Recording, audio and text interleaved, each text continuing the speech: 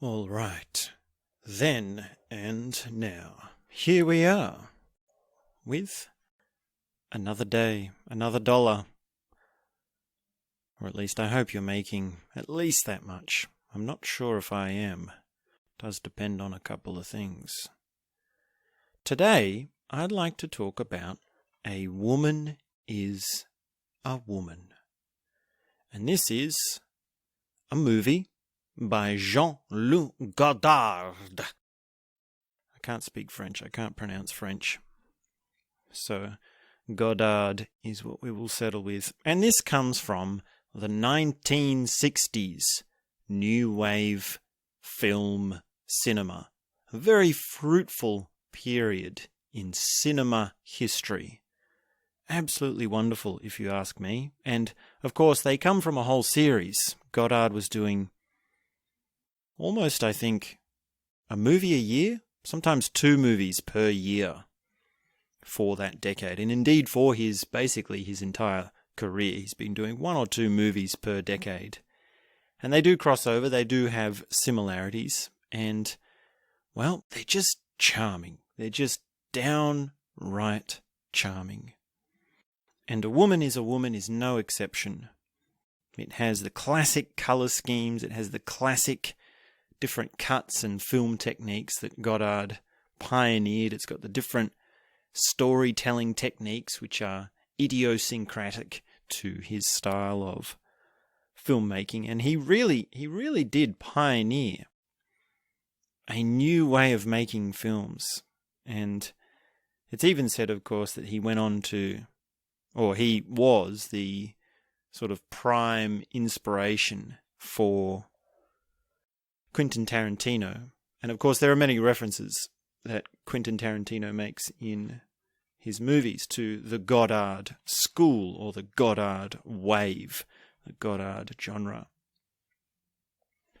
So, A Woman is a Woman has got the classic Belmondo and Anna Karina in it, and Jean-Claude Brialy, I can't pronounce his name, Claude Brialy.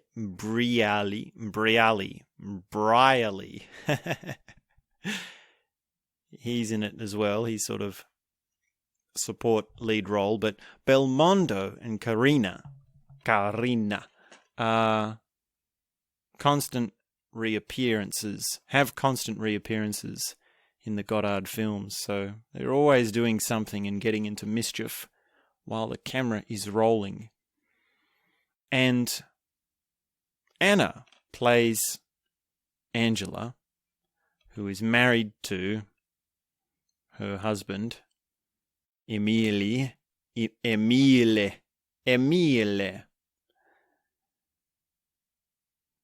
But the problem is that, well, I'm just trying to get my head around the names. Basically, Anna Karina wants a baby, and she's married and her husband doesn't want a baby, right? Well, classic story. Classic. Absolute classic, right? The ovaries are speaking, and she wants a baby. And the husband goes on telling her, well, I love you, I still love you, but what's the hurry? Why do we need to be in such a hurry?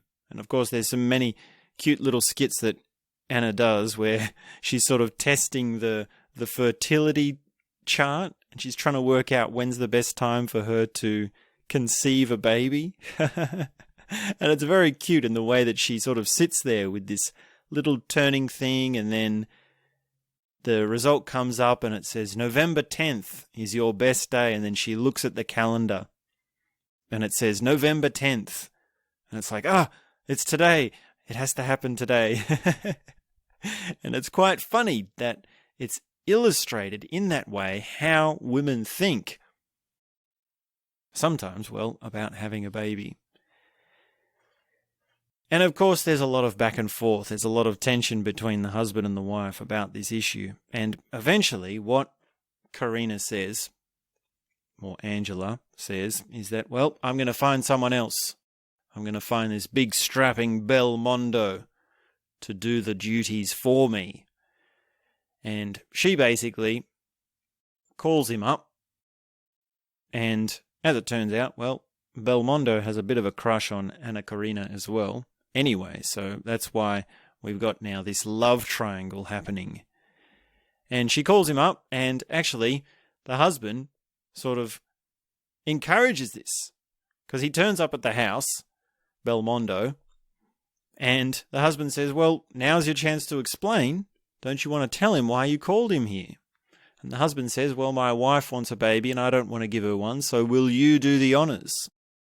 And, of course, this just creates another tension between the trio. And there's a very funny scene where the husband has Belmondo turn up, and they're sort of like looking at each other, and then they look at her, and then they talk a little bit, and then they say, to hell with this, we're going out together, the husband and the man, and they leave the woman. They leave her. And she sort of is stuck in the apartment all by herself, and as they're leaving, she calls out, I hate you, sort of thing, and then whispers under her voice, oh, I love you. So it's very funny. And I mean, the movie's full of all these funny little skits. Like, there's not really necessarily a continuity of plot like we're used to. It's not like an ABC plot where something happens and then there's a tension and then there's a resolution or a climax. Or even... Sorry, I've just dropped something. Hang on. Oh my goodness. What are you doing? Sorry, I'm just dropping some of the hardware, machinery. Where was I? Yes, the skits and the non-continuity of plots. Like, for instance, there's this moment where Belmondo's walking through the street and he's just sort of bumming around, having a cigarette, and this man comes up to him and says, hello, do you remember me? And he says, no idea. And he says, you were staying at my hotel and you didn't pay. And Belmondo says, well, I don't remember, I'm sorry, but I can check for you. I write everything down. So he pulls out his diary and he says, when was it? And he says, well, October 3rd or whenever it was. And then he looks in his diary and then he says, okay, here's the date, October 3rd. And then he says to the man, sorry, no, you've got it wrong. And he reads, stay at this hotel and leave without paying. And he's actually written that in his diary. And then he says, well, oh, hang on. No, actually, no, I see you're right. I didn't pay. And the man says, well, are you going to pay? And Belmondo says, nope. And then he hot tails it out of there. And it's very funny. It's very funny how that works. And as for this love triangle, as for this sort of tension between, well, one man loves Karina and wants to jump at the opportunity to conceive a baby with her, and another man loves her dearly but doesn't want to have a baby with her, and she's sort of torn between the two. Well, it's just that sort of classic thing, isn't it? It's the tension between characters which comes up because of these overarching deep motives that we have within us. You can truly love someone and not want to have a baby with them.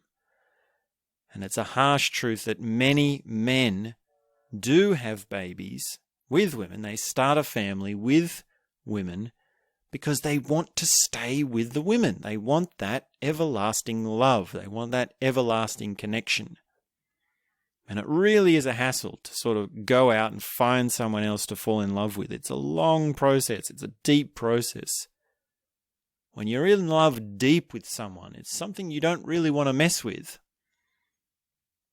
So many men do cave in to that drive.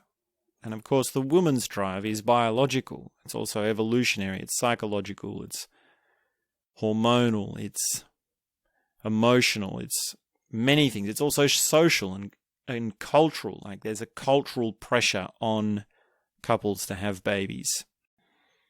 So these are complex and deep, far-ranging things. And that's the complex that we have within us. That's the complex that we have in our intimate relationships. And of course, it's very funny how Godard has portrayed this love triangle And probably one of the best moments is when Belmondo is in this cafe and he's talking to Karina, and he's telling this story. And the story goes like this. There's this woman who is sort of getting along with these two men, each separately, and she's sort of falling for each of them. And she can't decide which one she loves, which one she wants.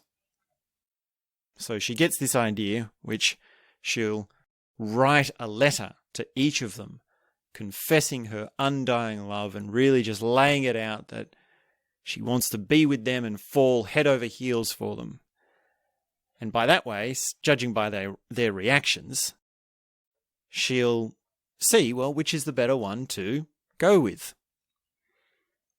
But something goes wrong, because as soon as she's put the letters in the letterboxes, she realizes that she's mixed up the names and she's put the wrong letters in the wrong envelopes. So one man is getting the letter for the other man and the other man is getting the letter for the other man. And so she realizes this mistake and goes, oh, what have I got to do? I've got to race across town and intercept the letter. So she gets on a train, races across town, and gets to the first man before the letter arrives. Now, when she arrives, she has to explain everything.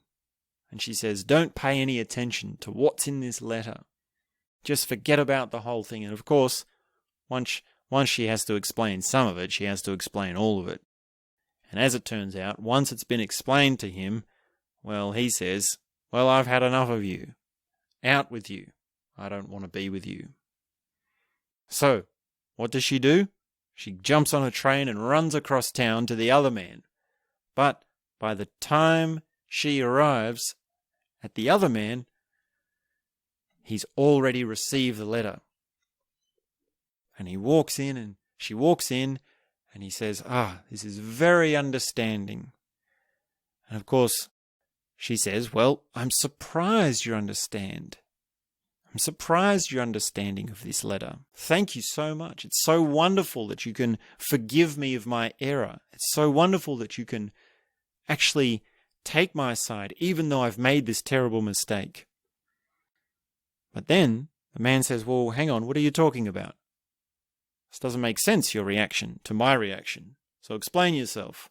And then, of course, she explains the whole thing.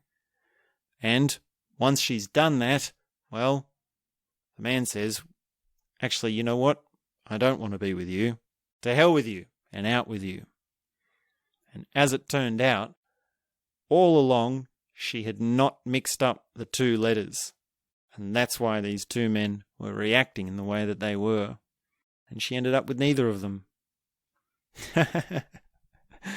So that's sort of the bind that Anna Karina gets herself in by playing two men.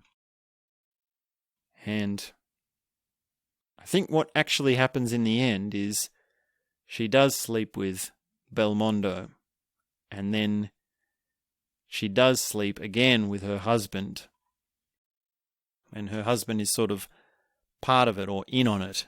And you don't find out if she has a baby or not. It's sort of open-ended. But I guess the story ends with, well, women get what they want in the end. Is that the message? Is that how it ends? I'm not sure. I wouldn't be surprised if that's the ending. But contrary to the parable by Belmondo of the woman sending two letters, actually, in reality, women do get what they want. And of course, that's a broad statement. I can't really say that as a life statement, as a cultural reaffirming statement. It's just a comment that has been made by this one French film once in the 1960s. So, do women get what they want? Do they even know what they want? Well, that's a deep question, isn't it?